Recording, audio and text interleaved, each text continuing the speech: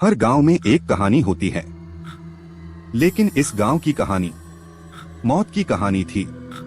लोग कहते थे, रात के ठीक 2 बजे सुनसान सड़क पर मत निकलना, क्योंकि उस समय एक लड़की लिफ्ट मांगती है और जो भी उसे लिफ्ट देता है वो कभी जिंदा वापस नहीं आता। शहर का एक लड़का था, रोहित। उसे इन बातों पर विश्वास नहीं था। एक रात वो अपनी बाइक लेकर उसी रास्ते से गुजर रहा था। रात के 2 बज चुके थे, चारों तरफ सन्नाटा था। अचानक उसने सड़क के बीच में एक लड़की को खड़ा देखा। लड़की बहुत खूबसूरत थी, लंबे बाल, सफेद कपड़े और चेहरे पर हल्की मुस्कान। उसने हाथ उठाया, मुझे घर तक छोड़ दोगे? रोहित थोड़ा झिझका, लेकिन फिर उसने बाइक रोक दी। लड़की पीछे बैठ गई। कुछ देर तक सब शांत रहा। फिर रोहित ने महसूस किया कि पीछे बैठी लड़की बहुत ठंडी थी। उसने पीछे मुड़कर देखा, लड़की उसे घूर रही थी और उसकी आंखें पूरी काली थीं। रोहित डर गया। तुम ठीक हो? लड़की धीरे से मुस्कुराई। बस थोड़ी दूर और। कुछ देर बाद वो एक पुराने घर के सामने रुके। घर बहुत अजीब था, जैसे वो अभी अभी वहां प्रकट हुआ हो। लड़की उतरी और बोली, आओ अंदर चलो, मैं अकेली रहती हूँ। रोहित को कुछ अजीब लगा, लेकिन जैसे कोई उसे मजबूर कर रहा हो। वो अंदर चला गया।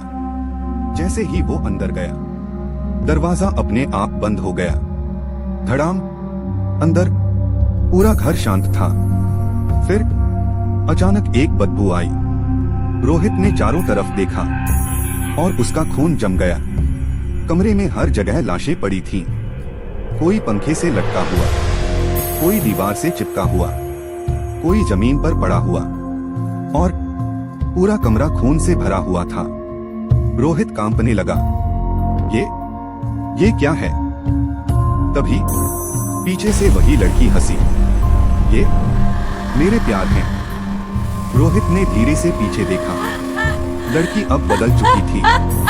उसका चेहरा सड़ा हुआ था, आंखें पूरी काली और मुस्कान डरावनी। मैं उनसे भी यही कहती थी, मैं तुमसे प्यार करती हूँ। रोहित भागने लगा, लेकिन दरवाजा गायब हो चुका था। अचानक पूरा घर हिलने लगा और धीरे धीरे हवा में उठने लगा। रोहित चिल्लाया, बचाओ, लेकिन उसकी आवाज बाहर नहीं जा रही थी। लड़की धीरे धीरे उसके पास आई। अब तुम भी यहीं रहोगे। अचानक जमीन खुल गई और रोहित नीचे गिर गया। सब कुछ अंधेरा। अगली सुबह गांव वाले उस रास्ते से गुजरे।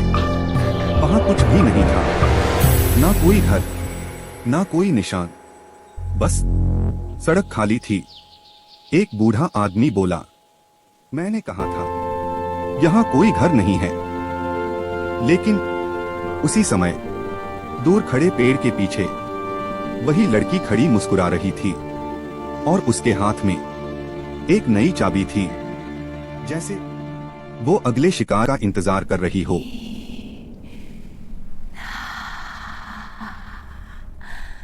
We